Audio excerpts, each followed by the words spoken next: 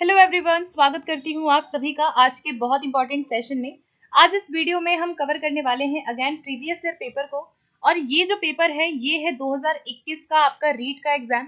तो 2021 में आपका जो सितंबर पे पेपर हुआ था उसमें लेवल 1 में हम यहाँ पे लैंग्वेज 2 के सेक्शन को आज कवर करेंगे।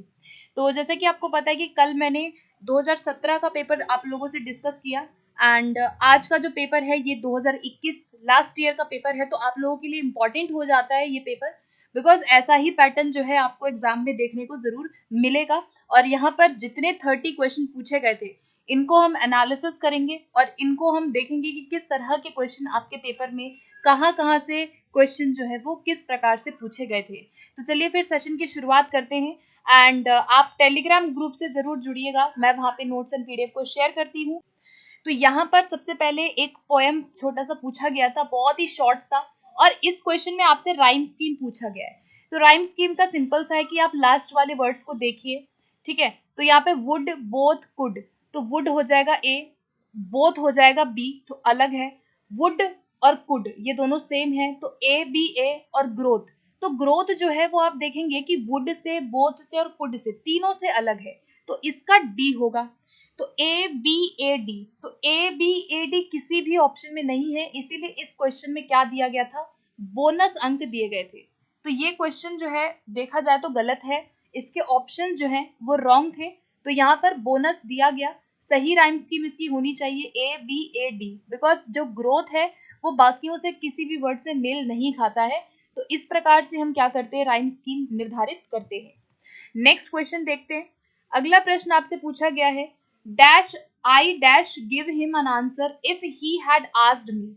सेकेंड क्वेश्चन में आपसे पूछा गया था कि यहाँ पर कौन सा मॉडल जो है एप्रोप्रिएट होगा, कैन, मे, कुड या माइट। तो इस प्रश्न में आपसे जो मॉडल ऑक्सिलरी से क्वेश्चन आया था इसमें भी क्या दिया गया था, इसमें भी बोनस अंक दिए गए थे, ठीक है। बिकॉज यहाँ पे थोड़ा सा कंफ्यूजन है ऑप्शंस में। I can give him an answer if he had asked me, ये तो पास्ट फॉर्म में पूछा गया है, तो यहाँ हम माइट भी यूज कर सकते हैं या हम कुड भी यूज कर सकते हैं। तो यहाँ पे बोनस अंक इसको दिया गया था। आगे बढ़ते हैं, choose the alternative which expresses the meaning of idiom और फ्रेजेस इन अंडरलाइन सेंटेंस। अब यहाँ पर इस इडियम का मीनिंग आपसे पूछा गया था। यहाँ पे जो इडियम है वो पूछा गया है टू गिव कोल्ड शोल्डर, ठीक है। तो द कोल्ड शोल्डर का मतलब क्या होता है कि किसी को इग्नोर करना या किसी से अनफ्रेंडली बिहेवियर करना, किसी को जानबूझ के इग्नोर कर देना या किसी से अनफ्रेंडली आप जब व्यवहार करते हैं या किसी को बेसिकली ध्यान ना देना, किसी की तरफ इग्नोर करना टोटली, वहां पर हम यूज करते हैं द कोल्ड शोल्डर। तो यहाँ डी हो जाएगा इसका करेक्ट। नेक्स्ट है, which literary term refers to the problem और struggle within a story. अब यहाँ स्टोरी में कोई भी प्रॉब्लम है या कोई भी स्ट्रगल है उसको क्या कहा जाता है। तो यहाँ पे प्रॉब्लम और स्ट्रगल को कहा जाता है कन्फ्लिक्ट।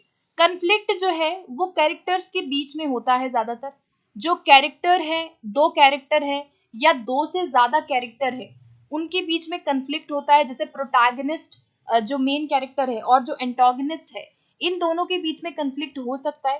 कंफ्लिक्ट को हम इंटरनल और एक्सटर्नल भी बोलते हैं, ठीक है। एक होता है इंटरनल कंफ्लिक्ट, इंटरनल जो एक व्यक्ति के अंतर मन में चल रहा है, जो अंदर अंदर चल रहा है, और एक होता है एक्सटर्नल। एक्सटर्नल का मतलब क्या है, जो बाहरी तत्वों से प्रभावित है। तो ये दो प्रकार के कंफ्लिक्ट मेन होते हैं।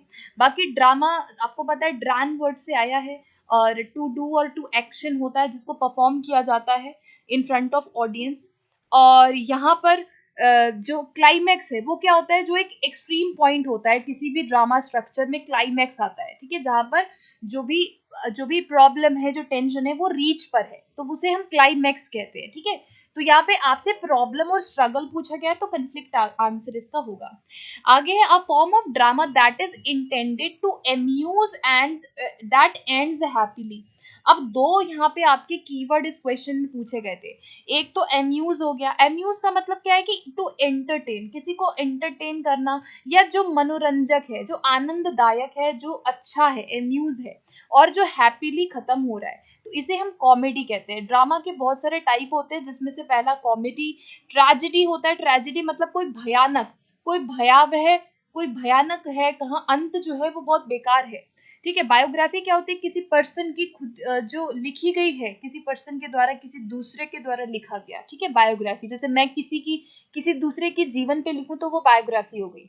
और आयरनी क्या होता है, ये आपका एक फिगरेटिव लैंग्वेज है आयरनी। ठीक है, आगे बढ़ते हैं नेक्स्ट पे। नेक्स्ट है, with dash students come to see the test not as a punishment but as a useful feedback, the classmates work together for common intellectual welfare. अब यहाँ पे देखो कीवर्ड्स आपको क्या ध्यान रखना है कि पूछा गया है कि बच्चों की बात हो रही है, स्टूडेंट्स वो अपने टेस्ट को एज अ पनिशमेंट ना देख के एज अ फीडबैक देखते हैं। ठीक है, और यहाँ पे उनके कॉमन इंटेलेक्चुअल वेलफेयर की बात की जाती है, मतलब कि उनके इंटेलेक्चुअल को बेसिकली इसको बढ़ावा देना है। तो यहाँ पे बात हो रही है पीयर इवैल्यूएशन की। ठीक है, तो जहाँ पे पीयर इवैल्यूएशन है, क्लासरूम के अंदर बच्चे आपस में खुद का इवैल्यूएशन कर रहे हैं थ्रू वेरियस एक्टिविटीज, वो हमारा पीयर इवैल्यूएशन का पार्ट होता है। ठीक है, आगे बढ़ते हैं।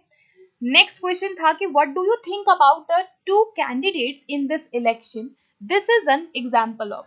अगर मैं आपसे ऐसा प्रश्न पूछूं कि आप इन दो कैंडिडेट के बारे में क्या सोचते हैं, दो कैंडिडेट है, इनके बारे में आप क्या सोचते हैं, तो ये जो प्रश्न का प्रकार हुआ इसे हम ओपन एंडेड क्वेश्चन कहेंगे, बिकॉज आप यहाँ पे अपने पर्सनल रिस्पॉन्स के आधार पर, ठीक है, जो आपका पर्सनल है, पर्सनल रिस्पॉन्स टाइप का क्वेश्चन है, या जो मैं जिसको बोलूँ कि डाइवर्जेंट है, ठीक है, डाइवर्जेंट टाइप का क्वेश्चन है, या मैं बोलूँ कि जो आउट ऑफ द बॉक्स है, ठीक है, जहाँ पे बच्चा बहुत सारे आंसर्स आपको दे रहा है, तो यहाँ पर ऑप्शन ए हो जाएगा इसका करेक्ट। क्लोज एंडेड क्या होता है, जो थोड़ा रिस्ट्रिक्टेड टाइप का होता है, या जो जिसको मैं बोलूँ कन्वर्जेंट होता है। तो कन्वर्जेंट टाइप के जितने भी क्वेश्चंस होते हैं वो आपके क्लोज एंडेड होते हैं, जैसे वन वर्ड क्वेश्चन हो गया है ना, वो आपके कन्वर्जेंट है। आगे बढ़ते हैं। नेक्स्ट है कि which test item consist of a stem, correct answer, key alternatives and distractors. बहुत अच्छा क्वेश्चन है ये एंड वेरी वेरी इंपॉर्टेंट, इसको कहूंगी, पहले भी ऐसा प्रश्न आया हुआ है पेपर में। देखो पूछा गया कि कौन सा ऐसा टेस्ट है जहां पर एक स्टेम होता है। स्टेम का मतलब क्या होता है, जो आपका क्वेश्चन है उसे स्टेम कहते हैं, करेक्ट आंसर को हम कहते हैं की। ठीक है, और की अल्टरनेटिव क्या है, ऑप्शंस। अल्टरनेटिव का मतलब क्या है, ऑप्शंस। और यहाँ पे डिस्ट्रैक्टर्स क्या होते हैं, डिस्ट्रैक्टर का मतलब होता है जो आपके रॉन्ग ऑप्शन है, जो भी रॉन्ग ऑप्शन होते हैं किसी टेस्ट में वो आपके क्या होते हैं, डिस्ट्रैक्टर्स होते हैं। तो ये किसकी बात कर रहा है, ये बात कर रहा है एमसीक्यूज क्वेश्चन की। ठीक है, यहाँ पे बी हो जाएगा। जैसे आप ये वाला क्वेश्चन देखो जो हम अभी क्वेश्चन कर रहे हैं, क्वेश्चन नंबर 68 है। अब इसमें बताओ कि स्टेम क्या है। ये जो आप क्वेश्चन देख रहे हो ये हमारा स्टेम था, ठीक है, ये स्टेम है, राइट आंसर बी है इसका। तो ये इसका क्या हो गया, की हो गया, की अल्टरनेटिव हो गया, करेक्ट आंसर हो गया। और बाकी जो गलत ऑप्शन है उनको हम कहते हैं डिस्ट्रैक्टर्स। तो ये जो भी पार्ट्स हैं एक एमसीक्यूज टेस्ट के वो आपको याद रखने हैं। आगे बढ़ेंगे। The remedial English in classes are very helpful for the students who are. जो रेमिडियल इंग्लिश क्लासेस है वो किन बच्चों के लिए सबसे ज्यादा यूजफुल है, तो इसका आंसर क्या होगा कि रेमिडियल क्लासेस हम उन बच्चों को देते हैं जो कहीं ना कहीं अनेबल हैं अपने अचीव गोल को, ग्रेड्स को अचीव करने में, या वो उन बच्चों से क्या है कहीं ना कहीं पिछड़े हैं, जो उनके साथ क्लासरूम में है अपने पीयर ग्रुप से जहाँ पे फार बिहाइंड है, उन बच्चों पे करते हैं। या कोई डिसेबल बच्चा है उस पे करेंगे, या कोई बच्चा है जो एकेडमिकली बहुत ज्यादा पुअर है ना, उस पे कर सकते हैं। किसी किसी बच्चे को किसी स्किल को सिखाने की जरूरत है, किसी एबिलिटी को सिखाने की जरूरत है, उन बच्चों पे हम यहाँ पे कर सकते हैं। आगे बढ़ेंगे। फीडबैक इज ऑलवेज, फीडबैक हमेशा कैसा होता है, तो फीडबैक की बात हो रही है, तो जब भी हम बात करते हैं ना फीडबैक, यानी आप किसी को प्रतिपुष्टि दे रहे हैं, तो ऑलवेज फॉर्मेटिव में आएगा। क्यों आएगा, क्योंकि देखो ऑब्जेक्टिव तो होगा नहीं। ऑब्जेक्टिव में तो आपका एमसीक्यूज टेस्ट हो गया, ट्रू फॉल्स हो गया, ये तो आपका प्रश्न का एक प्रकार है, ऑब्जेक्टिव टाइप के टेस्ट जैसे होते हैं, है ना, या वस्तुनिष्ठ जिसको हम कहते हैं। तो यहाँ पर एनुअल भी नहीं होगा, एनुअल में कोई चांस नहीं होता फीडबैक का। समेटिव में भी कहीं ना कहीं हम फीडबैक नहीं दे पाते, लेकिन फॉर्मेटिव में हम दे सकते हैं। आए दिन लगातार टीचर फीडबैक देता रहता है, जैसे रेमेडी कर रहा है, तो it is a part of formative assessment. ठीक है, आगे बढ़ेंगे। Which of the following contains same vowel sound. अब देखो इसमें सेम वॉवल साउंड आपको पहचानना था। सेम वॉवल वाले वर्ड्स कौन से हैं, तो bite, kite, site, bill, bell. अब बिल, बेल, बॉल, बॉल में ओ का साउंड है, बेल में ए का साउंड है ये वाला, और बिल में आई का साउंड है, ये गलत है। सी से सिक, सिक में आई का साउंड है ये वाला। से में ए का है, ए ई ऐसे करके जो होता है, ठीक है, ए से। और सी में ई आई का ये वाला साउंड है। अब आप सबका ट्रांसक्रिप्शन देखिए, सबका ट्रांसक्रिप्शन अलग अलग है, ठीक है। तो ऐसे आपको पहचानना है। जैसे लाइक में ए आई, आए हो गया लाइक, ठीक है, ए आई का साउंड है इसमें।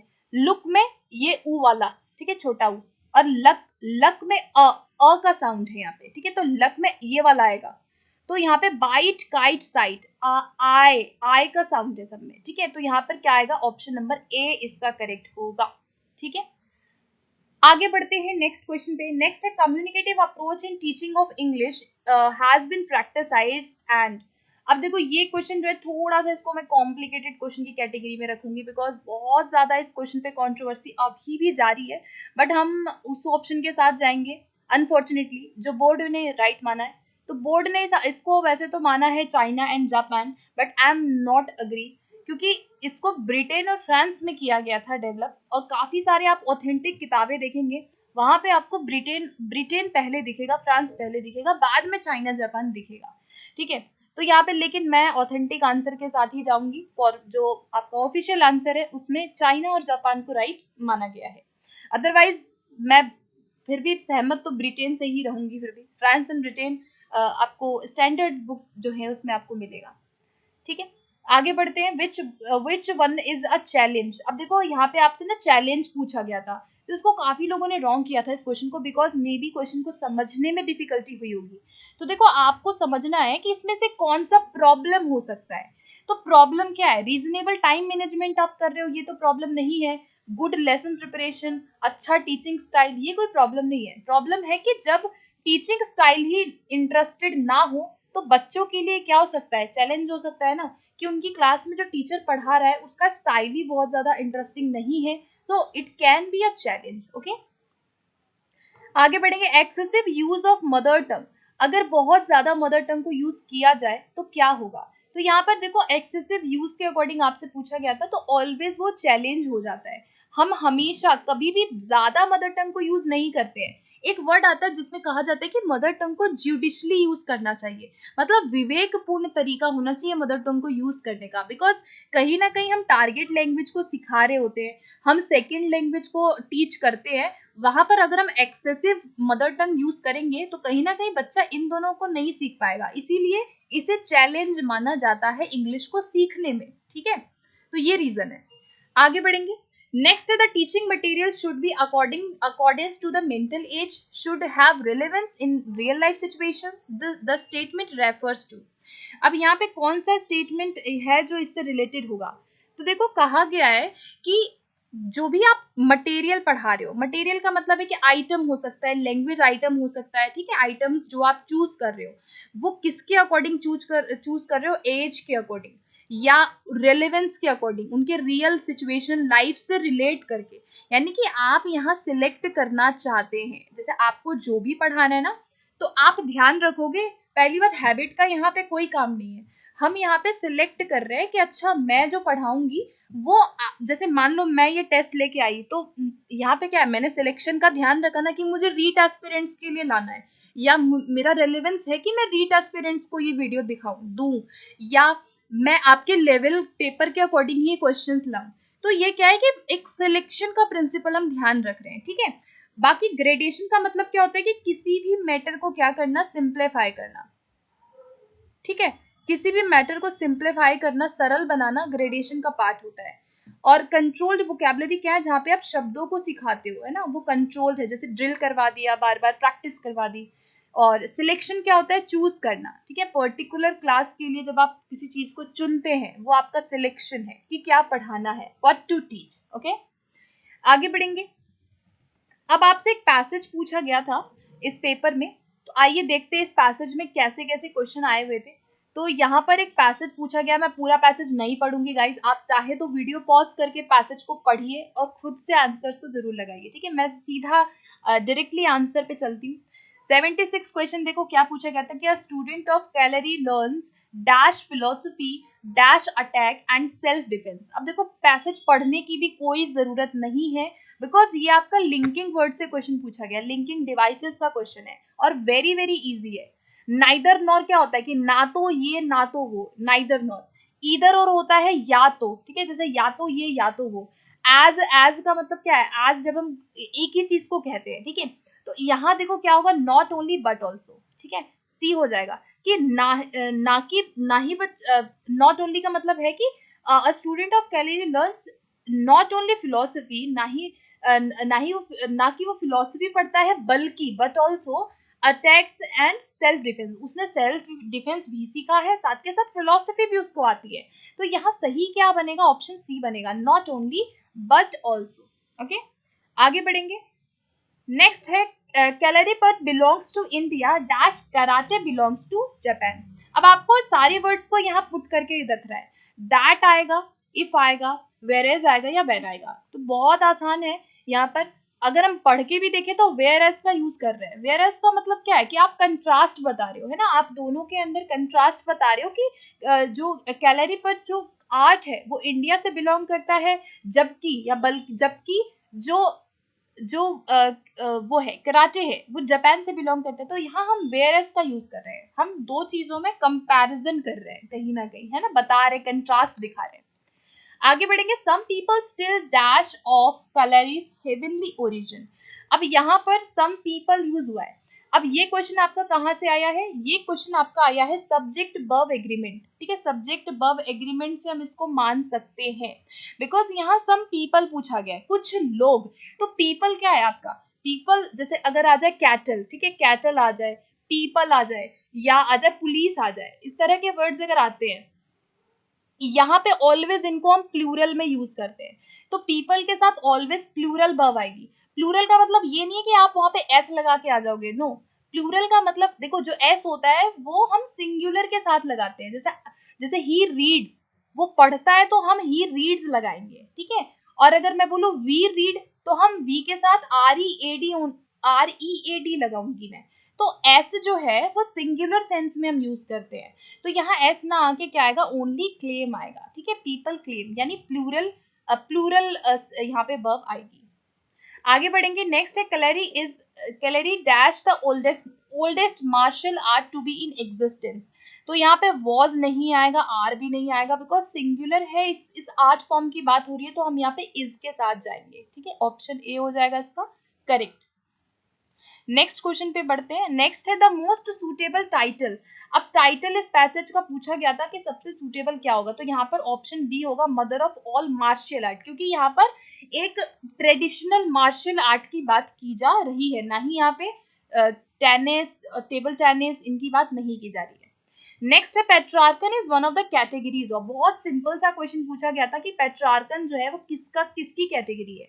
तो इसमें आंसर क्या होगा, जो ओडे है ये तो आपके सिलेबस में है ही नहीं, तो हम सोनेट्स के साथ जाएंगे, ठीक है। पेट्रार्कन, या जिसको हम इटालियन भी कहते हैं, इटालियन या क्लासिकल भी कहते हैं, ठीक है, तो इसका सी हो गया। आगे बढ़ते हैं। 82 क्वेश्चन है, number of pure vowels. Pure vowels की संख्या कितनी होती है। तो यहाँ प्योर का मतलब क्या है, यहाँ पे प्योर का मतलब है जो सिंगल वॉवल्स है, या मैं बोलूँ जो मोनोफ्थोंग है, ठीक है। तो मोनोफ्थोंग्स की संख्या कितनी है, 12 है, इसका क्या हो जाएगा, डी हो जाएगा। और 12 को भी हमने लॉन्ग और शॉर्ट वॉवल्स में आगे इसको किया है, शॉर्ट वॉवल की संख्या 7 और लॉन्ग की संख्या 5, तो यहाँ पे डी हो जाएगा इसका करेक्ट आंसर फाइनली, ठीक है।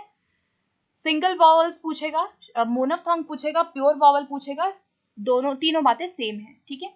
आगे बढ़ेंगे। अब देखो यहाँ ये क्वेश्चन पूछा गया था, पी टी के, ये थ के लिए होता है, ये स के लिए होता है, ये श के लिए होता है, ह के लिए होता है, ये कौन से वो है, वॉवल्स है या कॉन्सोनेंट्स हैं। तो इम्प्योर को पहली बात कहते हैं ग्लाइड, जो दो वॉवल से मिलके बनता है। जो डबल वॉवल होते हैं उनको हम इम्प्योर कहते हैं। तो यहाँ पे डबल वॉवल तो है ही नहीं, यहाँ तो कॉन्सोनेंट्स है, पी टी के ये सब कॉन्सोनेंट्स है, तो प्योर वॉवल भी नहीं हुआ, ना ही इम्प्योर वॉवल हुआ, प्योर वॉवल्स मोनोफ्थोंग हो गए। तो यहाँ पे क्या बचा, तो यहाँ पे आंसर जो बनेगा वो क्या बनेगा, वॉइसलेस कॉन्सोनेंट्स, इसका क्या होगा, बी होगा, ठीक है। वॉइस्ड कॉन्सोनेंट्स की संख्या 15 और वॉइसलेस की संख्या 9 होती है, लेकिन यहाँ पे थोड़ा सा क्वेश्चन में भी गलत दिया गया था, पूरे पूरे वॉवल्स भी नहीं दिए गए, ठीक है। लेकिन आपको ये याद रखना है कि voiced consonants are 15 and voiceless are 9, तो यहाँ पे आंसर क्या बनेगा, यहाँ पे बी बनेगा। आगे बढ़ेंगे। नेक्स्ट क्वेश्चन पे आपसे पूछा गया था कि ट्रांसक्रिप्शन बताना है इस वर्ड का, वाटर, वाटर का ट्रांसक्रिप्शन आपसे पूछा गया था, ठीक है। तो फटाफट से देखिए कि क्या आपको लग रहा है वाटर का ट्रांसक्रिप्शन, ठीक है। तो देखो वाटर में ओ का साउंड है। अगर आप वाटर को तोड़ेंगे वो ओ का साउंड है। तो ये पहली बात, ओ जो होता है ये तो कॉन्सोनेंट हुआ, ओ वोट तो ओ नहीं होगा, ठीक है। यहाँ पे साउंड बताना है। ये जो ई दिया हुआ है इसका मतलब ए होता है, ठीक है। तो वे नहीं हुआ, ऊ तो हुआ ही नहीं, तो यहाँ क्या बचा, सी बचा, ठीक है। आगे बढ़ते हैं। नेक्स्ट में आपको अलग वर्ड बताना है। अब देखो गाइस, जिसने भी ये क्वेश्चन किया है, ये जो क्वेश्चन पेपर में देख रही हूँ ना, तो जिसने भी ये क्वेश्चन किया है ना, इस क्वेश्चन को गलत तरीके से किया है। मतलब ऐसे ट्रीट नहीं करना है आपको इस क्वेश्चन को। इन्होंने क्या किया कि इन्होंने ना यहाँ पे लिख दिया, जैसे REACH रिच लिख दिया, फिर यहाँ पे इसको REAP है तो इसको रैप लिख दिया। ये रैप ना हो के इसको रीप बोलते हैं, ठीक है। दिस इज रीप, ये वाला बड़ी की मात्रा आएगी। और ये क्या है, रीड, तो ये लिखा भी गलत है, इसमें रीड आएगा, ठीक है। और ये आपका क्या है, रीच, तो रीच रीप रीड सब में बड़ी ई की मात्रा है, ये वाला, ठीक है। ये वाला आपका ट्रांसक्रिप्शन होगा। ये आपका क्या है, रिच, रिच में आपका ये वाला आएगा सिंपल, ठीक है। तो यहाँ सी वाला अलग है। तो आपको भी ऐसे करना है कि ऐसे लिख के नहीं देखना है, आपको वॉवल्स को देखना पड़ेगा कि कौन सा वॉवल साउंड अलग है वर्ड्स में, ठीक है। आगे बढ़ेंगे। नेक्स्ट पे आपको बताना है which literary device is used. अब ये है sessions of sweet silent thought. तो एस एस एस की रिपीटिशन हो रही है, जहां भी कॉन्सोनेंट साउंड्स की रिपीटिशन होती है एलिटरेशन होता है, और इसको हम कहते हैं हेड राइम। हेड राइम भी इसको हम बोलते हैं, ठीक है। एलिटरेशन है, ए इसका करेक्ट हो जाएगा आंसर, ठीक है। आगे बढ़ते हैं नेक्स्ट पे। नेक्स्ट है आपको इसमें बताना है कौन सा लिटरेरी टर्म यूज हुआ है, ठीक है। If ode of autumn, stop और पेस्ट्रोल सॉन्ग। अब आप ध्यान से देखो, यहाँ कहीं ना कहीं वॉवल्स रिपीट हो रहे हैं। Ought, autumn, stop, pastoral, song, O की रिपीटेशन हो रही है, वॉवल्स रिपीट हो रहे हैं, तो एसोनेंस हो गया। एसोनेंस को हम वोकलिक राइम भी बोलते हैं, ठीक है। वोकलिक राइम बोलते हैं जहां पे वॉवल्स क्या होते हैं, रिपीट होते हैं। जहां पे वॉवल्स रिपीट होते हैं वर्ड्स के बीच या इनिशियल, वहां पे एसोनेंस होता है। आगे बढ़ेंगे। She was a Phantom of delight. अब यहाँ कहा गया कि she was a Phantom of delight, कौन सा यहाँ पे आना चाहिए, तो उसको कहा कि वो तो भाई फैंटम है, तो उसको क्या कहा गया यहाँ पे, उसको डिनोट किया गया है फैंटम ऑफ डिलाइट से, यानी ये मेटाफर है, ठीक है। मेटाफर जिसे इम्प्लाइड भी कहते हैं, इम्प्लाइड सिमिली, इम्प्लाइड सिमिली या कंडेंस्ड, कंडेंस्ड तरह की सिमिली इसको कहते हैं, ठीक है। तो यहाँ पे सी हो जाएगा करेक्ट। एज ग्रीन एज एमर्ल्ड, तो एज और एज से क्या कर रहे हैं, कंपैरिजन कर रहे हैं, तो यहाँ पे क्या आ जाएगा, सिमिली आ गया। जहां पे भी आपका लाइक आ जाए, एज आ जाए, सो आ जाए, और इसका यूज करके अगर आप दो अनलाइक थिंग में, दो डिफरेंट थिंग में अगर आप कंपैरिजन कर रहे हो जो अलग अलग है, वहां पे सिमिली होता है, ठीक है।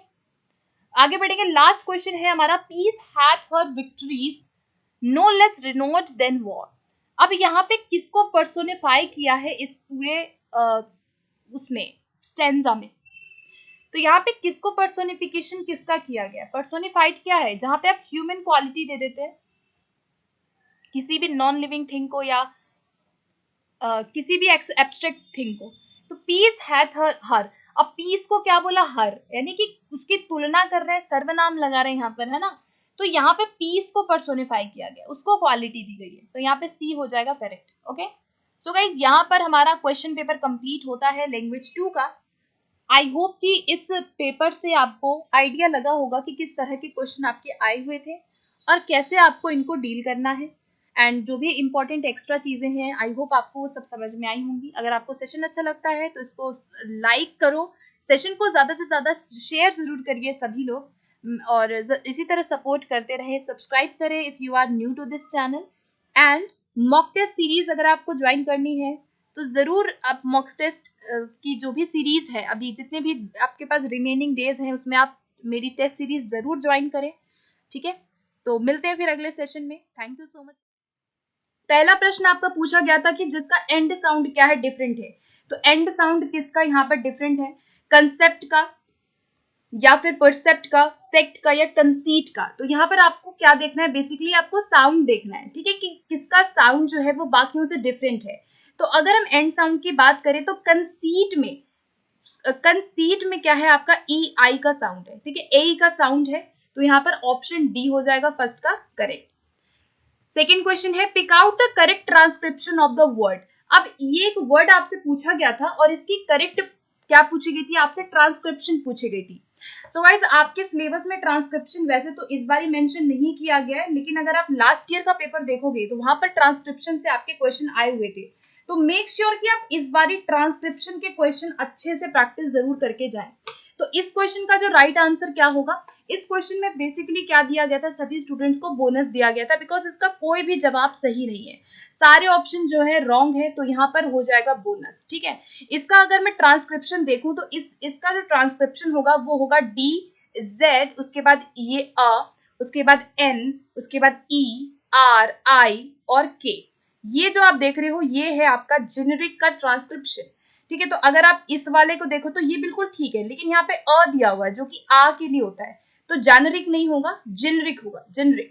तो यहाँ पर ये वाला सही है, तो यहाँ बोनस हो जाएगा इस क्वेश्चन के लिए आंसर। ठीक है, आगे बढ़ते हैं नेक्स्ट पे।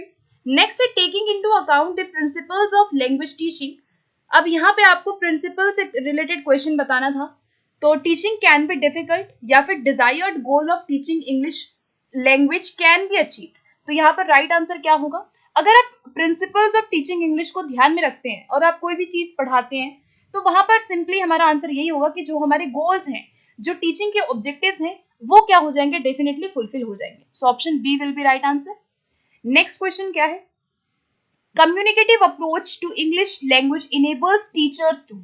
अब जो कम्युनिकेटिव अप्रोच है वो टीचर्स को क्या इनेबल करता है। ठीक है, तो यहाँ पर साइको लिंग्विस्टिक प्रिंसिपल्स होगा, एजुकेशनल प्रिंसिपल्स होगा, दोनों होगा या फिर नन।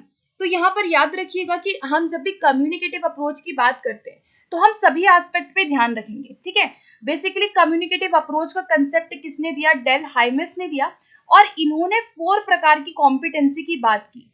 जब भी हम बात करते हैं कम्युनिकेटिव कॉम्पिटेंस की तो याद रखिएगा कि 4 प्रकार की कॉम्पिटेंसी होती है, जिसके अंदर हमारा, अगर मैं बात करूं लिंग्विस्टिक कॉम्पिटेंस की, या अगर मैं बात करूं ग्रामेटिकल की, या डिस्कोर्स की, या सोशियो लिंग्विस्टिक्स की, तो सारी चीजें उसमें शामिल होती है। ठीक है, तो इसका जो करेक्ट आंसर बनेगा वो क्या बनेगा, both psycho linguistic as well as educational, दोनों चीजों पे टीचर का फोकस यहाँ रहता है। आगे बढ़ेंगे। In communicative approach to teaching the learner must know why it is. अब जब भी हम बात करते हैं कम्युनिकेटिव अप्रोच की तो लर्नर को क्या जानना सबसे जरूरी है। ठीक है, मतलब कि यहाँ पर बेसिकली टीचर के लिए क्या जरूरी है जानना। तो इसका करेक्ट आंसर क्या बनेगा, बेटर टू टॉलरेट एरर्स। ठीक है, यहाँ पर आंसर क्या बनेगा, अगर चारों ऑप्शन को देखा जाए तो यहाँ पर होगा कि बेटर टू टॉलरेट एरर्स। ये जो आप देख रहे हो ये कीवर्ड है। ठीक है, ऑलवेज क्या किया जाता है, कम्युनिकेटिव अप्रोच में टीचर्स एरर्स को कहीं ना कहीं टॉलरेट करता है, टीचर बच्चों को एक्सप्रेस करने के पूरे पूरे मौके देता है, उनको एकदम डायरेक्टली जो है सही नहीं करता है। ठीक है, तो नोट डाउन नहीं होगा, नॉट टू टॉलरेट एरर्स नहीं होगा, बिकॉज यहाँ एरर्स को टीचर मोस्टली क्या करता है, बच्चों को समय देता है कि वो खुद से सुधारे। ठीक है, तो यहाँ पर ऑप्शन ए हो जाएगा इसका करेक्ट। आगे बढ़ेंगे। One of the language disorder is found when. अब लैंग्वेज डिसऑर्डर को कब कब पाया जाएगा, तो यहाँ पर ऑप्शन सी इसका हो जाएगा, learners speak in short and fragmented phrases. जब बच्चा फ्रेगमेंटेड फ्रेजेस को, आधे अधूरे वाक्यों को, छोटे छोटे फ्रेजेस को बोल रहा है या बहुत शॉर्ट बोल रहा है, तो वहां पर क्या होता है कि वहां पे लैंग्वेज डिसऑर्डर का ये कारण हो सकता है। ठीक है, आगे बढ़ेंगे। Language disorder means when a child has. Language disorder का मतलब क्या है, तो यहाँ पे बेसिकली आपसे ना डिसऑर्डर का पूछा गया है। ठीक है, तो difficulty in understanding the meaning, meaning को डिफिकल्ट होना समझने में, एक्सप्रेस को करना difficult, trouble producing same sound accurately, या फिर ईदर और बोथ ए एंड बी। तो इस प्रश्न का सही जवाब क्या होगा, ईदर और बोथ ए एंड बी, या तो ए भी हो सकता है, बी भी हो सकता है, या दोनों हो सकते हैं। आगे बढ़ेंगे। Articulation errors due to. Articulation error किस वजह से होता है वो आपको यहाँ पे बताना है। सो 68 क्वेश्चन का जो राइट आंसर बनेगा, इसमें आपसे पूछा गया है आर्टिकुलेशन एरर्स। तो आर्टिकुलेशन एरर बेसिकली 4 प्रकार के होते हैं। ठीक है, और ये आपकी स्पीच से रिलेटेड होता है। तो इसका जो सही रीजन है कि क्यों होता है ये इस तरह का एरर, ये होता है जब बच्चा स्लरिंग करता है और क्लिपिंग करता है साउंड्स की। स्लरिंग एंड क्लिपिंग जो है वो आर्टिकुलेशन एरर का पार्ट है, जहां पे किसी साउंड को उसने छोड़ दिया, मतलब इसमें भी ओमिशन, एडिशन, और इस तरह से बहुत सारे टाइप्स होते हैं, ठीक है। तो यहाँ पर क्लिपिंग करना साउंड्स को, मतलब साउंड्स को छोड़ देना, आधे आधे वर्ड्स बोलना, स्लरिंग करना, ये जो है आर्टिकुलेशन एरर यानी स्पीच रिलेटेड एरर का पार्ट है। तो इसका राइट आंसर क्या बनेगा? Option number B. Next question है, remedial teaching involves, remedial teaching जो है वो उसमें क्या शामिल होता है? इम्प्रूविंग ऑफ लर्निंग स्किल, किसी लर्निंग स्किल को इम्प्रूव करना, rectifying a particular problem area, either A और बी या नीदर ए नॉर बी। तो रेमेडियल टीचिंग जो है उसमें दोनों चीजें शामिल होंगी, चाहे हम किसी स्किल को इम्प्रूव करें ये भी शामिल है, इसके अलावा किसी प्रॉब्लम एरिया को अगर मैं बोलूं, या मैं बोलूं किसी गैप को, या मैं बोलूं किसी भी प्रॉब्लम है, कोई गैप है, कोई डिफिकल्टी है, उसको क्या करना? उसको रेक्टिफाई करना, यानी उसको दूर करना, ठीक है। रेक्टिफाई वर्ड याद रखना। तो दोनों चीजें यहाँ शामिल है, ठीक है। हैबिट्स को भी यहाँ पे अच्छा किया जाता है, उन बच्चों पे किया जाता है जो स्लो लर्नर्स है, जिनको कोई ना कोई डिफिकल्टी है, जो अपने पीयर ग्रुप से कहीं ना कहीं स्कूल में क्लासरूम में पिछड़े हैं, उन बच्चों पे किया जाता है। कभी भी गिफ्टेड बच्चों पे और बहुत ब्राइट बच्चों पे रेमेडियल टीचिंग हम नहीं करते हैं, बाकी बच्चों पे हम कर सकते हैं, ठीक है। आगे बढ़ेंगे, communicative approach to evaluation stresses on, communicative approach to evaluation अगर हम बात करें तो किस पर स्ट्रेस करेगा? तो जब भी हम सीएलटी की बात करते हैं या कम्युनिकेटिव लैंग्वेज टीचिंग या अप्रोच की बात करते हैं, तो यहाँ पे हम कंटेंट की बात करते हैं, वोकैबुलरी, फ्लुएंसी, फ्लेक्सिबिलिटी, तो यहाँ पे बोथ के साथ हम जाएंगे। यानी कि जब भी हम कम्युनिकेटिव अप्रोच की बात करते हैं तो वहां पे वोकैबुलरी भी आता है, एज वेल एज वहां पे ग्रामेटिकल कॉम्पिटेंस भी आता है, वहां पे बच्चे की फ्लुएंसी को भी देखा जाता है, फ्लेक्सिबिलिटी देखा जाता है, इसके अलावा एक्यूरेसी भी, ठीक है। तो एक्यूरेसी भी इंपॉर्टेंट है, साथ के साथ कंटेंट रेलिवेंसी भी इंपॉर्टेंट है, यानी कि जो भी आपका विषय है, कंटेंट है, वो रेलिवेंट होना चाहिए, लॉजिकल होना चाहिए। तो इसको हम लॉजिकल या फिर इसको हम डिस्कॉर्ड्स भी कह सकते हैं। इसके अलावा कहा जाता है कि भाई यहाँ पर सोशियो स्ट्रैटेजिक कॉम्पिटेंस होना चाहिए, डिस्कॉर्स होना चाहिए, या फिर ऑथेंटिक लैंग्वेज का यूज भी यहाँ पर किया जाता है। तो यहाँ पर सी के साथ हम जाएंगे, सभी चीजें इन्वॉल्व होती हैं। आगे बढ़ेंगे, recent scheme of evaluation outlined by CBSE. तो सीबीएसई ने रीसेंट स्कीम कौन सी है जो आउटलाइन की है, वो आपको यहाँ पे बताना है। तो ये तो थोड़ा सा इजी ही है क्वेश्चन, ठीक है। सीबीएसई के द्वारा जो स्कीम लॉन्च निकाली गई है वो क्या है? हमारा कॉन्टिन्यूस एंड कॉम्प्रिहेंसिव इवैल्यूएशन हो गया, ठीक है। तो यहाँ पर आंसर क्या बन जाएगा? यहाँ पे सीसीई यानी कि कॉन्टिन्यूस एंड कॉम्प्रिहेंसिव इवैल्यूएशन। तो यहाँ पर ऑप्शन नंबर किसके साथ जाएंगे? हम बी के साथ जाएंगे। नेक्स्ट है, remedial teaching should be carried out after identification of, remedial teaching को किसके आइडेंटिफिकेशन के बाद किया जाना चाहिए, ठीक है। तो टेस्ट और टेक्स्ट होगा, टेक्स्ट और लर्निंग होगा, malady on language test and its causes, या फिर मेरिट्स ऑफ टीचर। तो हमें पता है कि रेमेडियल टीचिंग जो है वो किसके आइडेंटिफिकेशन के बाद किया जाता है? प्रॉब्लम के आइडेंटिफिकेशन या किसी गैप के या किसी भी डिफिकल्टी के आइडेंटिफिकेशन के बाद किया जाता है। हमें पता है कि हम पहले डायग्नोस करते हैं, रेमेडियल टीचिंग से पहले क्या किया जाता है? डायग्नोस किया जाता है, जो कि उसका बेस है, ठीक है। रेमेडियल टीचिंग का बेस होता है डायग्नोस, फर्स्ट स्टेप होता है। तो यहाँ पे पूछा गया कि किसके बाद करेंगे, तो हम क्या करेंगे? मेलेडी ऑन लैंग्वेज टेस्ट, यानी कि जो लैंग्वेज का आपने टेस्ट लिया उसमें जो मेलेडी है, मेलेडी मतलब कि जो प्रॉब्लम है, जो कोई समस्या है, उसके कॉजेस को जानने के बाद हम क्या करते हैं? रेमेडी करते हैं। तो इसका आंसर क्या बना? सी बनेगा करेक्ट। आगे बढ़ेंगे, remedial programme is designed keeping in the mind. जब भी हम बात करते हैं रेमेडियल प्रोग्राम की या हम बात करें रेमेडियल सिलेबस की, तो ये जो है किस चीज को ध्यान में रख करके करा जाता है? Each students strength, each students weakness, each students strength and weaknesses, या नन ऑफ द अबव। तो यहाँ पे क्या होगा कि जब भी टीचर रेमेडियल प्रोग्राम को बना रहा है, या मैं बोलूँ जब भी वो किसी सिलेबस को बना रहा है रेमेडियल टीचिंग के लिए, या किसी स्ट्रैटेजी को, मान लो कोई स्ट्रैटेजी है वो आप बना रहे हैं, तो आप ध्यान में क्या रखोगे? बच्चों की केवल वीकनेस को ना रख के उनकी स्ट्रेंथ वीकनेस दोनों को हम ध्यान में रखेंगे कि उनकी स्ट्रेंथ क्या है एज वेल एज उनकी क्या वीकनेस है, और उसके आधार पर हम कोई ना कोई सिलेबस को तैयार करते हैं, ठीक है। आगे बढ़ेंगे, रेमेडियल टीचिंग इज अ, कैसा प्रोसेस है remedial teaching? Preparation of teaching है, प्री टीचिंग प्रोग्राम है, सिस्टमैटिक है या रैंडम प्रोसेस है। तो रेमिडियल टीचिंग जो है हमारा फॉर्मेटिव असेसमेंट का पार्ट है, जहाँ पे teacher during teaching learning process पूरे साल बच्चों की कमियों को जानता है, उसे दूर करता है और उनकी लर्निंग को इन्हांस करता है, फॉर्म करता है। तो यहाँ पर रेमिडियल टीचिंग को हम रैंडम प्रोसेस ना मान के, प्री टीचिंग ना मान के सिस्टमैटिक मानते हैं। रेमिडियल टीचिंग एक कॉन्टिन्यूस प्रोसेस है और एक सिस्टमैटिक प्रोसेस है, जहाँ पे हर चीज एक टीचर प्लान्ड वे में प्रिपेयर करता है। जैसे आपने एक्शन रिसर्च जरूर पढ़ा होगा, जो कि रेमेडी का पार्ट है। तो वहां क्या है कि एक टीचर प्लान्ड वे में सारी चीजों को कर रहा है। So this is also a systematic और कॉन्टिन्यूस प्रोसेस। ठीक है, आगे बढ़ेंगे। The basic requirement of a language proficiency test. अब आपसे पूछा गया कि जो लैंग्वेज का टेस्ट होता है, जो प्रोफिशिएंसी टेस्ट होता है, जहाँ पे हम लैंग्वेज की ओवरऑल एबिलिटी को जानने की कोशिश करते हैं कि बच्चों को कितना नॉलेज है उस लैंग्वेज में, तो इसे कैसा होना चाहिए, इट मस्ट बी। तो इसे क्या होना चाहिए, ऑलवेज रिलायबल होना चाहिए, एम्बिगियस नहीं होगा। एम्बिगियस का मतलब है कि जहाँ पे अस्पष्टता हो, सिंपल भी नहीं होता, कॉम्प्लेक्स भी नहीं होता। रिलायबल का मतलब होता है कि जहां मार्क्स की क्या हो, कंसिस्टेंसी हो, यानी अंकों की समानता जहां पर टेस्ट में आए।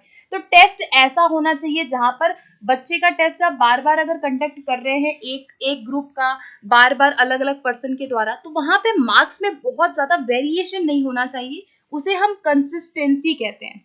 ठीक है, तो यहाँ पर क्या हो जाएगा, इसका करेक्ट आंसर ऑप्शन नंबर ए हो जाएगा करेक्ट। आगे बढ़ते हैं नेक्स्ट पे। नेक्स्ट क्वेश्चन में हम डिस्कस करेंगे पैसेज को। तो आपका पैसेज रिलेटेड भी क्वेश्चन पूछा जाता है, तो देखते हैं कि किस प्रकार के क्वेश्चन आपके इस पेपर में पूछे गए थे। ठीक है, सो आइए बात करते हैं। तो यहाँ पर देखिए, पैसेज बहुत ज्यादा लेंदी आपसे नहीं पूछा जाता है, शॉर्ट में आपसे पूछा जाएगा। ठीक है, और उसी के आधार पे क्वेश्चंस आपके पूछे जाएंगे। सो स्टार्ट करते हैं फिर। ओके, तो यहाँ पे देखो क्या दिया हुआ है। In spite of rigorous precautions against accidents, many people are injured in factories and elsewhere. In addition, some people are born with physical disabilities. They are either blind or deaf or in some way deformed from birth. Up to quite recent times, little planned action was taken to fit handicapped people for employment.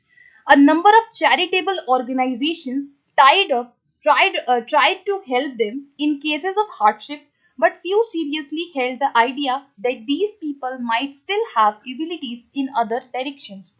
अब ये छोटा सा एक passage है, इसको आप अपने अनुसार जरूर इसको पढ़िए और उसके बाद आपको इसके आधार पे आंसर करना है कि टाइटल क्या होगा इस पैसेज का। मैंने भी इसको पढ़ लिया है बहुत शॉर्ट तरीके से।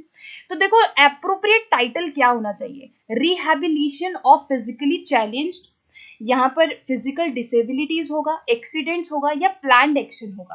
तो देखो, आपको ना जब भी टाइटल पूछा जाता है तो आपको करना क्या है कि आपको ओवरऑल पढ़ करके क्या निकालना है, जिस्ट निकालना है। जैसे हम करते हैं ना, स्किमिंग करते हैं, तो आपको पूरा पैसेज पढ़ के इसके बारे में जो बात कही गई है वो जिस्ट निकाल के बताना है।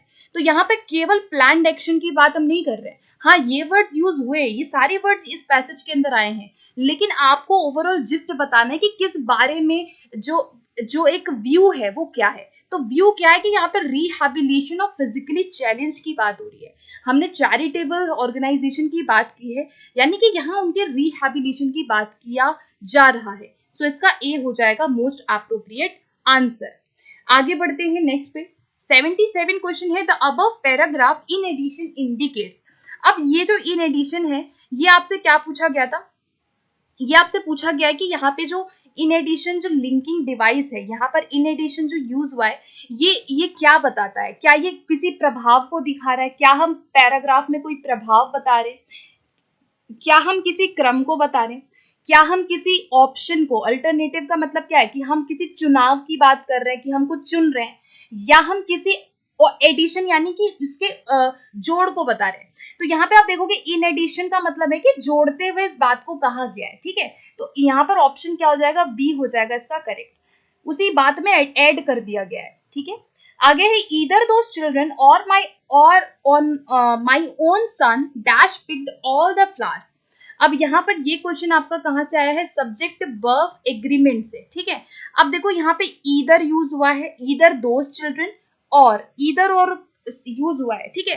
तो कहीं भी किसी भी सेंटेंस में अगर ईदर और या फिर मैं बोलूं नीदर नॉर आ जाए, ठीक है, या फिर आ जाए नॉट ओनली बट ऑल्सो, ठीक है, या फिर और आ जाए, अगर इनसे नीदर ईदर और neither nor not only but also, और अगर इनसे हमारे कोई भी सब्जेक्ट कनेक्टेड है तो ऑलवेज जो हमारी वर्ब आती है वो नियरेस्ट आती है। नियरेस्ट वर्ब के अकॉर्डिंग हम आंसर करेंगे ऑलवेज। तो यहाँ नियरेस्ट वर्ब क्या है? सन क्या है? सिंगुलर, तो सिंगुलर है तो सिंगुलर लगा देंगे, एस हो गया, ठीक है। तो यहाँ पर क्या आ जाएगा? Has picked. इज भी नहीं आएगा बिकॉज यहाँ पे प्रेजेंट परफेक्ट की बात की जा रही है। सो ईदर दोज चिल्ड्रन और my own son has picked all the flowers. तो यहाँ पे सन के अकॉर्डिंग हम आंसर करेंगे, ना कि चिल्ड्रन के अकॉर्डिंग, ठीक है। तो ये आपको याद रखना। आगे बढ़ते हैं। In the above passage the author wants to convey. इस पूरे पैसेज में ऑथर क्या कन्वे करना चाहता है? पहला क्या है कि many people in the world suffer from physical disabilities, precautions are not taken, people who are physically challenged are fit for employment, या फिर physically challenge people have no scope. तो ये नो स्कोप की बात इसने नहीं की है, नेगेटिव है। और ये जो फिजिकली चैलेंज है वो फिट होते हैं, ऐसा भी नहीं कहा है यहाँ पैसेज में कि ऐसे जो लोग हैं वो बहुत ज्यादा फिट होते हैं, ठीक है, ऐसा कुछ भी नहीं कहा गया। तो यहाँ पर क्योंकि देखो कहा गया कि planned action was taken to fit handicap people for employment, मतलब कि एक्शन लिया जा रहा है ना, तो कहीं ना कहीं वो फिट नहीं है तभी तो एक्शन लिया जा रहा है ना। तो यहाँ पर हम ये नहीं कह सकते कि वो लोग पूरे फिट है, तो ये भी नहीं होगा। तो यहाँ पर ऑप्शन ए होगा कि मैनी पीपल जो है, बहुत सारे ऐसे लोग हैं जो फिजिकल डिसेबिलिटी से सफर करते हैं, किसी भी प्रकार की डिसेबिलिटीज वो हो सकती है, बाय बर्थ हो सकती है या बाय एक्सीडेंट्स हो सकती है, ठीक है। तो ए इसका करेक्ट आंसर होगा। नेक्स्ट आता है आपका fallacy. Noisy children are a real headache, to experience will make a headache go away, therefore to experience will make noisy children go away. अब देखो यहाँ पर ये आपका सेंटेंस खत्म, यहाँ तक आपका सेंटेंस है। पहले आपको ये सोचना है कि सेंटेंस जो है वो यहीं तक है। ये जो देयरफॉर है ये आपके रिजल्ट को बता रहा है, यानी कि ये आपका सेंटेंस नहीं है, ये तो आपका लॉजिक है, ये तो आपका कंक्लूजन है। तो हम फैलेसी में जब भी हम फैलेसी करते हैं तो हम वहां पे क्या करते हैं कि हम सेंटेंस को पहले पढ़ेंगे। तो आप देख रहे हो कि अवे तक सेंटेंस है, उसके बाद सेंटेंस नहीं है, उसके बाद कंक्लूजन है, ठीक है। तो अब आपको इस सेंटेंस को पढ़ के देखना है कि कौन सी फैलेसी नजर आ रही है। यहाँ पे देखो, यहाँ पे जो वर्ड यूज हुआ है हेडेक और हेडेक, दोनों हेडेक का बहुत ही मेजर डिफरेंस है, ठीक है। एक हेडेक तो वो है कि बच्चे सरदर्द होते हैं, है ना, तो हम तो कह देते हैं ना नॉर्मली कि बच्चे सरदर्द है, लेकिन एक जो वैसा सरदर्द है जिसमें आपको दवा लेनी पड़ जाए, ये दोनों ही जो हेडेक है ना, दोनों का मीनिंग अलग है। यानी कि यहाँ पर आपका क्या आंसर होगा? फैलेसी ऑफ इक्विवोकेशन होगा, क्योंकि यहाँ पे हेडेक जो वर्ड है उस वजह से क्या आ रहा है, कंक्लूजन जो आपने यहाँ देयरफॉर के बाद निकाला वो गलत निकाला है। अगर आप पूरा सेंटेंस को ध्यान से पढ़ेंगे तो आप देखेंगे कि हेडेक की वजह से, हेडेक वर्ड की वजह से आपने कहा कि एस्पिरिन खाने से बच्चे चले जाएंगे, गो अवे, यानी कि आप क्या कर रहे हो, यहाँ पे दो शब्दों की वजह से गलत रिजल्ट को, कंक्लूजन को निकाल रहे हो। तो यहाँ पे आंसर क्या बना? Fallacy of इक्विवोकेशन। ओके, आगे बढ़ते हैं नेक्स्ट पे। नेक्स्ट आता है आपका, ये एक पोएम का एक्सट्रैक्ट पूछा गया था, छोटा सा आपसे पोएम पूछा गया है इस पेपर में, ठीक है। अब यहाँ आपको इसको पढ़ के सबसे पहले राइम स्कीम बतानी है, और राइम स्कीम बहुत इजी होती है, बस थोड़ा सा आपको ध्यान रखना है कि करना कैसे है, ठीक है। तो इसमें आपसे राइम स्कीम पूछी गई है, तो देखते हैं क्या होना चाहिए।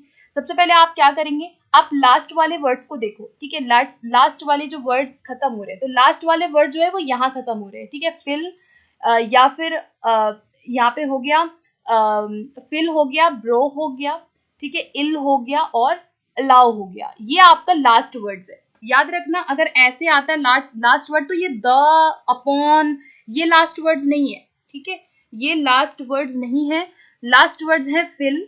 तो अगर फिल है तो सबसे पहले हम क्या करते हैं, ए से स्टार्ट कर देंगे, ठीक है, सिंपली आपको ए लिख देना है। उसके बाद ब्रो, अब ब्रो जो है वो फिल से डिफरेंट है, अगर डिफरेंट आपको वर्ड दिखता है तो अगला वाला लेटर लिख दो, जैसे ए बी हो गया, बिकॉज ये दोनों डिफरेंट है। अब आ जाओ इल पे, तो फिल इल, अगर हम पीछे आए तो फिल और इल सेम लग रहा है, सेम राइम है, तो फिल इल दोनों सेम है, तो इसीलिए जो हमने फिल में लिखा वो हम इल में भी करेंगे, यानी ए कर देंगे, ठीक है। तो ए बी ए हो गया, और अलाउ, तो ब्रो और अलाउ दोनों का जो राइम है वो सेम है कहीं ना कहीं, तो यहाँ पर राइम स्कीम क्या बनी, ए बी ए बी, तो ए बी के अकॉर्डिंग आंसर क्या बना, ए बना। ठीक है, इस तरह से आपको क्या करना है, राइम स्कीम को पहचानना है किसी भी पोएम में। आगे बढ़ते हैं नेक्स्ट पे। नेक्स्ट आता है one proven way to beat an enemy is find his Achilles heel. What does finding Achilles heel means? अब इसका मतलब आपको यहाँ पे बताना है, पोएम के अंदर से आपसे पूछा गया है इसमें।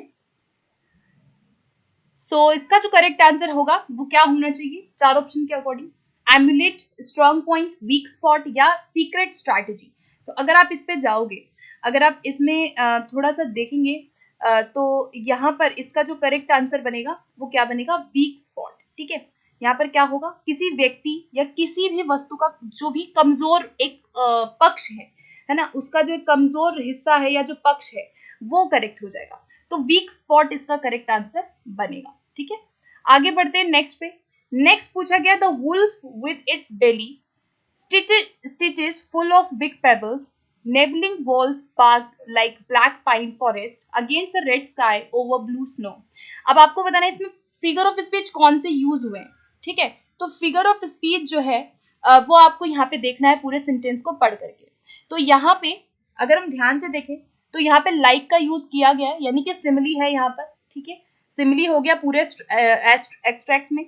और इसके अलावा अगर हम देखें तो यहाँ पर जो है, यहाँ पर कहीं ना कहीं एलिट्रेशन को भी यूज किया गया है। 83 में आप देखोगे तो काफी जगह पे एलिट्रेशन है, जैसे the wolf with its, wolf with हो गया है ना, with its belly of full of big pebbles, तो ये क्या है आपका एलिट्रेशन भी है। तो दोनों ही यहाँ पर करेक्ट होगा। तो हम किसके साथ जाएंगे यहाँ, बोथ बी एंड सी। ठीक है, सिमिली क्या है, जहाँ पे लाइक, एज और सो का यूज करके आप टू अनलाइक थिंग में कंपैरिजन करते हो, है ना। और मेटाफर क्या है, ये इम्प्लाइड सिमिली होता है। ठीक है, इम्प्लाइड, इम्प्लिसिट भी कह सकते हैं, इम्प्लाइड भी कह सकते हैं। एलिट्रेशन क्या है, जहाँ पे कॉन्सोनेंट साउंड्स रिपीट होते हैं।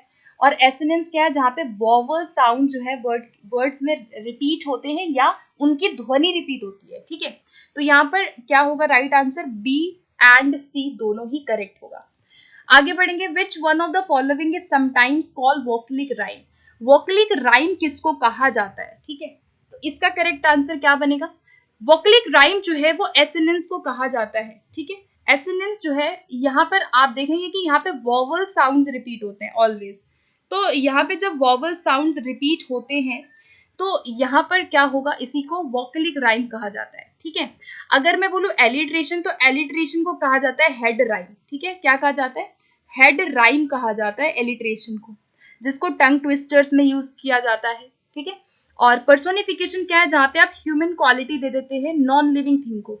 ठीक है, तो नॉन लिविंग थिंग है कोई या कोई भी ऐसी चीज है एब्स्ट्रैक्ट, उसको आप ह्यूमन क्वालिटी दे देते हो। ठीक है, तो यहाँ पर आंसर क्या बना, ए बना इसका करेक्ट। नेक्स्ट क्वेश्चन है, which figure of speech is common in tongue twisters, jingles and nonsense words. कौन सा यहाँ पे फिगर ऑफ स्पीच जो है कॉमन है, तो यहाँ पर टंग ट्विस्टर्स और जिंगल्स में और नॉनसेंस वर्ड्स में क्या यूज किया जाता है, एलिट्रेशन किया जाता है, जिसे हेड राइम भी कहते हैं। ठीक है, हेड राइम भी इसको हम कहते हैं। और यहाँ पर कौन से साउंड रिपीट होते हैं, कॉन्सोनेंट साउंड रिपीट होते हैं। ठीक है, तो यहाँ पर option number A will be right answer. Next है, it's a beautiful day I dash have bought this umbrella. तो अब आपको यहाँ बताना है कि क्या करेक्ट आएगा, मस्ट नॉट आएगा, कुड नीड नॉट आएगा, कुड शुड नॉट आएगा या कुड नॉट आएगा। तो यहाँ बोला गया कि it's a beautiful day I dash have bought this umbrella. तो यहाँ कहा गया है आई नीड नॉट बॉट। ठीक है, क्योंकि ये ब्यूटिफुल डे है तो आई नीड नॉट, मुझे नीड नॉट का मतलब है कि मुझे जरूरत नहीं है। जहाँ पे लैक ऑफ नेसेसिटी हो, ठीक है, लैक ऑफ क्या हो, नेसेसिटी हो, वहां पर हम नीड नॉट का यूज करते हैं कि भाई आवश्यकता नहीं थी। ठीक है, तो यहाँ पे हो जाएगा ऑप्शन इसका बी। आगे है, you should dash your phone call with an email और लेटर। अब यहाँ पे बोला गया कि यू डैश, सही फ्रेज आपको यहाँ बताना है। ठीक है, तो यहाँ पे आप देखेंगे इसमें 87 क्वेश्चन में फॉलो ऑन दिया है, फॉलो अप दिया है, टेक ऑन दिया है या शो ऑन दिया है।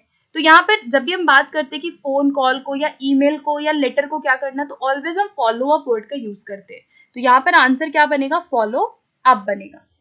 आगे बढ़ते हैं नेक्स्ट पे। नेक्स्ट है, what time shall we go shopping? Let's see the weather looks and let's see how the weather looks and dash. तो यहाँ पर आपको करेक्ट इडियम बताना है, क्या करेक्ट होगा. तो रेनिंग कैट्स एंड डॉग्स का मतलब क्या होता है, जब बहुत ज्यादा हैवी रेन होता है, ठीक है, हैवी रेन आ जाए तो यहाँ पर तब हम यूज करते हैं रेनिंग कैट्स एंड डॉग्स, बहुत ज्यादा तेज बारिश आने पे. कॉल इट अ डे का मतलब होता है कि ब्रेक लेना, ठीक है, एक अपने काम से ना थोड़े समय के लिए ब्रेक ले लेना, उसको कहते हैं कॉल इट अ डे. और प्ले इट बाय ईयर का मतलब क्या होता है कि जब you don't have a definite plan, ठीक है, जब आपके पास कोई एक जो प्लानिंग है आपकी वो बहुत ज्यादा डेफिनेट नहीं है, मतलब हाँ ना दोनों है, तो यहाँ पर हम क्या यूज करेंगे, प्ले इट बाय ईयर, क्योंकि इन्होंने कहा कि let's see how the weather, जैसा मौसम होगा उसके अकॉर्डिंग हम जाएंगे. तो प्ले इट बाय ईयर का मतलब होता है कि जब आप श्योर नहीं है, आपके पास प्लान तो है बट वो डेफिनेट नहीं है, ठीक है, तो 20 का करेक्ट आंसर बनेगा. ठीक है, आगे बढ़ते हैं. नेक्स्ट है सोनेट्स आर यूजली. सोनेट जो है वो किस में लिखे जाते हैं, तो सोनेट जो वर्ड है वो आपका इटालियन वर्ड सोनेटो से आया है, ठीक है, सोनेटो से आया है. और यहाँ पर आपको ये याद रखना है कि ये आयम्बिक पेंटामीटर में लिखे जाते हैं, ठीक है, आयम्बिक पेंटामीटर जहाँ पे 5 आयम्स होते हैं, ठीक है, और 2 फीट होता है जिसमें आपके 10 सिलेबल्स होते हैं टोटल, ठीक है, तो 10 सिलेबल्स लाइन होती है. आयम्बिक पेंटामीटर में सोनेट्स को लिखा जाता है और 14 लाइन की पोएम होती है सोनेट, लिरिक पोएम है, ठीक है, फॉर्मल पोएम होती है सोनेट्स, ठीक है, लव थीम पे लिखी जाती है. बहुत सारे सोनेट्स के टाइप हैं, ठीक है. आगे बढ़ते हैं. लास्ट क्वेश्चन है, a person who writes a pledge. एक ऐसा पर्सन जो प्ले लिखता है उसे क्या क्या कहा जाता है, तो यहाँ पर आंसर क्या बनेगा इसका, ऑप्शन ए बनेगा, ठीक है, ऑप्शन यहाँ पर ए बनेगा, प्ले राइट. प्ले राइट की स्पेलिंग जरूर याद रखना. और जो सोनेट लिखता है उसको क्या कहा जाता है, सोनेटीर कहा जाता है उसको, ठीक है, सोनेटीर. और प्ले राइट किसको कहा जाता है, जो प्ले लिखता है, ठीक है, वो आपको याद रखना है. तो यहाँ पर ऑप्शन ए हो जाएगा करेक्ट. ओके, सो गाइज यहाँ पर ये जो कंप्लीट पेपर है वो हमने डिस्कस कर लिया है. आई होप कि ये सेशन आपको हेल्पफुल लगा होगा. अगर आपको इसी प्रकार के और प्रीवियस ईयर क्वेश्चन जितने भी अभी तक आपके एग्जाम हुए हैं अगर आप चाहते हैं तो आप मुझे कमेंट सेक्शन में जरूर बताना. एंड क्वेश्चन के लिए अगर आपको प्रैक्टिस करनी है तो आप मेरी टेस्ट सीरीज जरूर ज्वाइन करें, ठीक है. ऑलरेडी 100 से अधिक बच्चों ने टेस्ट सीरीज को लगा लिया है, ज्वाइन कर लिया है, एंड डेली वहाँ पे सेशंस होते हैं. टेस्ट सीरीज अपकमिंग जितनी भी आएंगी उनका शेड्यूल भी आपको पता चल जाएगा, तो जरूर चेकआउट करना. लिंक आपको मैं डिस्क्रिप्शन बॉक्स में दे दूंगी. एंड टेलीग्राम ग्रुप से जरूर जुड़िएगा, चैनल को सब्सक्राइब जरूर करिएगा. Thank you so much guys, keep watching and keep supporting.